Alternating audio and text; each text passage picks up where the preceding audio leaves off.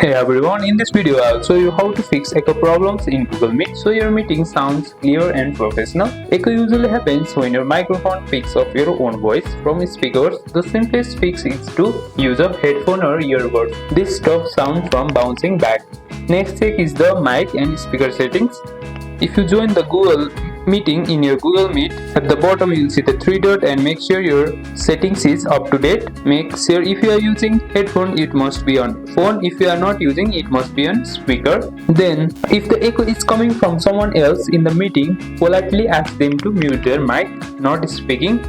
You can also reduce echo by lowering your speaker volume or moving your device further away from the walls and hard surfaces that reflect the sound. Make sure you can turn off the sound, the call setting from here, as you can see. Then you can also put your device further away from the walls and hard surface that reflect the sound.